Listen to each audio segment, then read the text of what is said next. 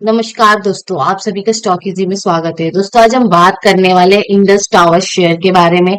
सबसे पहले हम इसको फंडामेंटली देखेंगे कि कंपनी कितनी स्ट्रांग है, इसकी इसके स्टेटमेंट, फाइनेंशियल स्टेटमेंट कितने स्ट्रांग है। फिर हम बात करेंगे यहाँ पर कंपनी के टेक्निकल के बारे में कि कंपनी में क्या चल रहा है इस समय।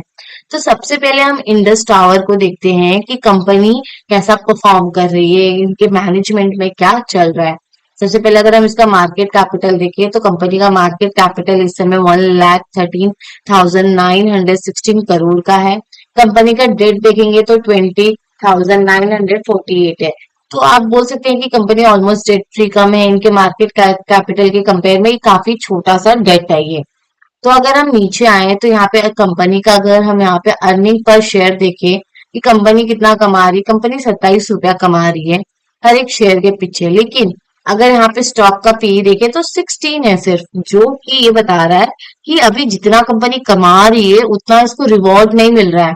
यानी कि कंपनी के अंदर अभी ग्रोथ है। अगर आप देखेंगे इसके प्राइस में और ग्रोथ है कि प्राइस और ऊपर जा सकती है अगर इन्वेस्टर रिटेलर का यहाँ पे नजर जाए।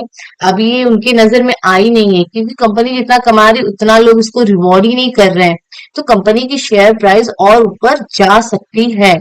और अगर हम नीचे आए थोड़ा सा और यहाँ पे अगर हम देखें, इनकम स्टेटमेंट देखें कंपनी का, तो कंपनी का जो इनका रेवेन्यू है, कंपनी जो सेल कर रही है वो हर साल बढ़ रहा है। यानी कंपनी धीरे धीरे अपने कंपनी को ग्रोथ की ओर ले जा रही है और कंपनी कंटिन्यू कंसिस्टेंटली इधर अपने अपने जो कंपनी का रेवेन्यू बढ़ा रही है। ये चीज बता रही है कि कंपनी यहाँ पे काफी अच्छा काम कर रही है, अपने रेवेन्यू को गिरने नहीं दे रही है, कंटिन्यू यहाँ पर वो रेवेन्यू जनरेट कर रही है।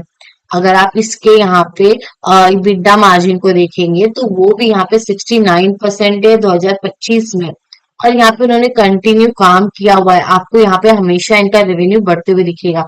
मार्च 2014 में 41% का इनका EBITDA मार्जिन था, जो कि बढ़ के यहाँ पे 69 हो गया है। थोड़ा हम नीचे आएंगे तो आप यहाँ पे देख सकते हैं कि इनका इंटरेस्ट जो है वो 2025 में 1,858 करोड़ का है।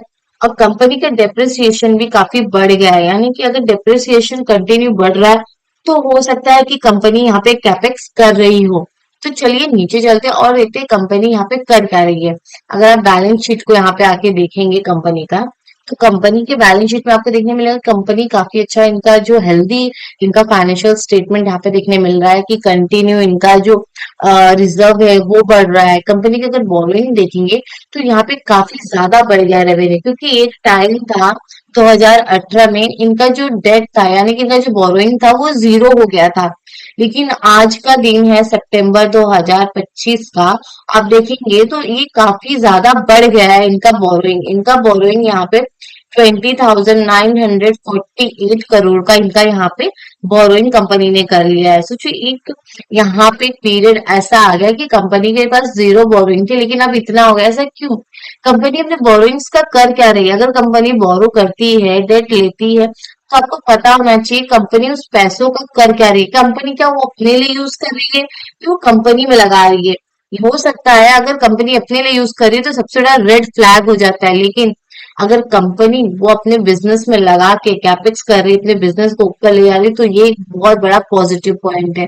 अगर आप देखेंगे मार्च 2020 में कंपनी का जो कैपेक्स फिक्स एसेट था वो 6,714 करोड़ का था। लेकिन आज की डेट में सितंबर 2025 में इनका जो फिक्स असेट है वो बढ़ के 46,910 करोड़ का हो गया। यानी कंपनी ने यहाँ पे भारी मात्रा में कैपेक्स किया, क्योंकि कंपनी को लग रहा है कि आगे जाके और डिमांड बढ़ेगी, जिससे हमारा कंपनी और अच्छा परफॉर्म करेगा, फ्यूचर में और ग्रोथ देखने को मिलेगी यहाँ पे। अगर हम यहाँ पे इसका ट्रेड रिसीवेबल देखें तो यहाँ पे है वो 4,768 करोड़ का यहाँ पे इनका ट्रेड रिसीवेबल है। अगर हम थोड़ा और नीचे आए, इनका कैश फ्लो देखें तो आपको कैश फ्लो इनका पॉजिटिव देखने मिलेगा कि कंपनी 2025 में जितना वो प्रॉफिट कमा रही है उसमें से वो 19,645 करोड़ को अपने कैश में वो कन्वर्ट कर ले रही है। अगर हम नीचे आए थोड़ा तो यहाँ पे हम इसके शेयर होल्डिंग पैटर्न को देख सकते हैं कि कंपनी के जो प्रमोटर्स हैं, F I S, D I S, public, यहाँ पे चल क्या रहा है। यहाँ पे अगर आप प्रमोटर्स की होल्डिंग देखें तो वो कम हुई है 2023 से लेकर 2025 में देखे दिसंबर तक। तो यहाँ पे 2023 में 68.99 यानी कि 69% की इनकी होल्डिंग थी।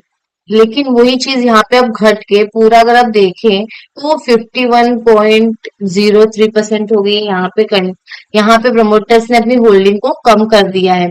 लेकिन अभी भी यहाँ पे होल्डर है, जो प्रमोटर्स है, उन्होंने 51% की होल्डिंग बनाई रखी है, जो कि यहाँ पे इनके पॉजिटिव पॉइंट दिखा रहा है कि अभी वो कम यहाँ पे नहीं कर रहे हैं अपनी होल्डिंग को। अगर हम नीचे आए तो होल्डिंग ले कौन रहा है? ये होल्डिंग ले रहे हैं एफआईज और डीआईज। यहाँ पे जो स्ट्रॉन्ग पार्टी है वो इस शेयर को खरीद रही है। यानी ये काफी ज्यादा ज्यादा कॉन्फिडेंट है कि ये शेयर आगे चल के, ये कंपनी आगे चल के एक अच्छा परफॉर्मेंस दिखाएगी। क्योंकि अगर आप देखिए तो एफआईज का 26% की होल्डिंग है और डीआईज का यहाँ पे 19% की होल्डिंग है। इन लोगों ने कंटिन्यू अपनी यहाँ पे होल्डिंग बढ़ाई है, एफआईज ने भी कंटिन्यू बढ़ाई थी। लेकिन उन्होंने यहाँ पर सितंबर 2025 से यहाँ पे मिनिमम 2% की उन्होंने अपनी होल्डिंग घटा दी है। और यहाँ पे अगर आप देखेंगे तो पब्लिक की यहाँ पे सबसे कम होल्डिंग है, उनकी सिर्फ 4.05। कम प्रमोट क्या होता है कि रिटेलर्स हमेशा ऐसे शेयर्स में पीछे रह जाते हैं जो अच्छा परफॉर्म करे। अगर आप कोई और शेयर्स उठा के देख लेंगे, पेनी स्टॉक, स्मॉल कैप, तो उसमें सबसे ज्यादा आपको पब्लिक के ही यहाँ पे होल्डिंग दिखाई देगी। और ऐसे शेयर्स को नहीं देख पाते हैं।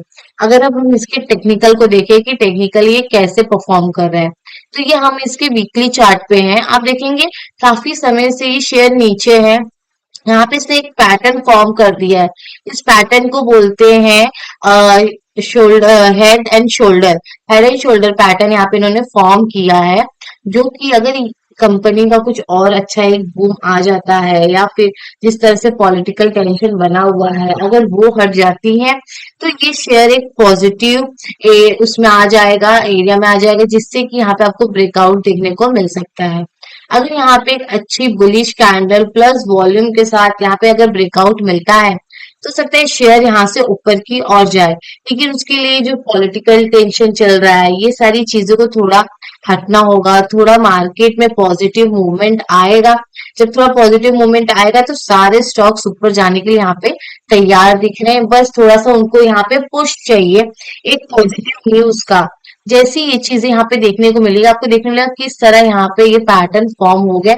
काफी स्ट्रांग दिख रहा है, ये काफी बड़ा, काफी स्ट्रांग दिख रहा है। यहाँ पे बस एक पॉजिटिव मूवमेंट की जरूरत। जैसे कि अगर आप यहाँ पे देखेंगे, ये जो सबसे बड़ा वॉल्यूम आया है, कितना बड़ा, इससे पहले तो इतना बड़ी वॉल्यूम आई ही नहीं थी।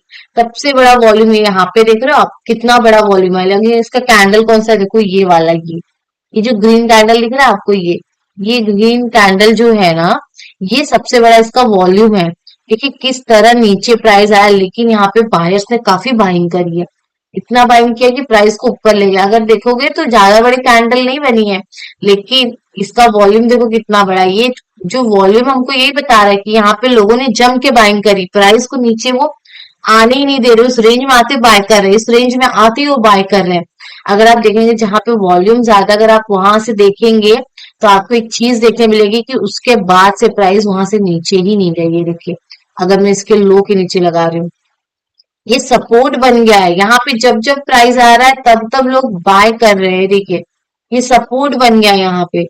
यानी कि यहाँ ये जो रेंज है, ये बाइंग रेंज बन गया। यहाँ पे आते ही लोग यहाँ पे बाइंग कर रहे हैं। हो सकता है यहाँ पे एफआईएस डीआईएस बाइंग करते हो, यहाँ पे कोई बड़े इन्वेस्टर यहाँ पे एंट्री लेते हो, उन्होंने अपने लिए रेंज बना दिया कि यहाँ पे जैसी प्राइस आएगी मैं बाय कर लूंगा।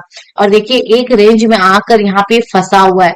ये आप बोल सकते हैं सपोर्ट एंड रेसिस्टेंस। अगर आप इतना सा ही देखेंगे तो ये आपको एक सपोर्ट रेसिस्टेंस जैसे दिखेगा कि एक फेज में आके यहाँ पे कंसोलिडेट हो रहा है।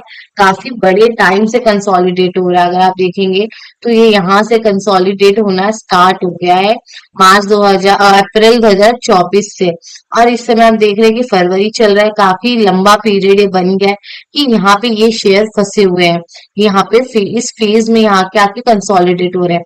तो आपको थोड़ा वेट करना होगा। जब यहाँ पे एक अच्छा वॉल्यूम के साथ ब्रेकआउट मिले, तब आपको उसमें एक बार जाके वापस टेक्निकल देखना है कि क्या चल रहा है वहां पे। फिर यहाँ पे आके आप अपना टेक्निकली देख के आप अपना यहाँ पे एंट्री ले सकते हैं। आपको ना हमेशा चार्ट रीड करने आना चाहिए कि इस समय क्या चल रहा है, ये प्राइस, हर एक कैंडल को समझना पड़ेगा कि हर एक कैंडल आपसे क्या कहना चाह रही है। क्या ये यहाँ पे बायर्स एक्टिव है कि सेलर एक्टिव है। अगर आप देखेंगे ये रेड कैंडल को, तो रेड कैंडल आप बोलेंगे अरे ये तो बैरिश कैंडल है, लेकिन आपको यहाँ पे एक पॉजिटिव चीज देखनी चाहिए कि प्राइस जब नीचे यहाँ पर आई, नीचे आई यहाँ पर, लेकिन यहाँ पे कौन एक्टिव हो गया, यहाँ पे हो गया एक्टिव बायर्स। वो प्राइस को ऊपर ले गया और यहाँ पे उन्होंने क्लोजिंग कराई है। दिख रहे हो, नहीं तो अगर यहाँ पे क्लोजिंग होती इसका मतलब सेलर हावी थे, लेकिन यहाँ पे हावी पड़ गए बायर्स। उन्होंने काफी जम के बाइंग करी और प्राइस को ऊपर ले जाके उन्होंने यहाँ पे बंद करवाया है। तो विक नीचे की ओर बढ़ी है मतलब बायर्स एक्टिव है, अगर विक ऊपर की ओर बढ़ी है यानी सेलर्स एक्टिव है। तो दो दोस्तों आज के लिए यहीं रुकते हैं। अगर ये वीडियो आपको यूजफुल लगा है तो लाइक कमेंट सब्सक्राइब जरूर करें।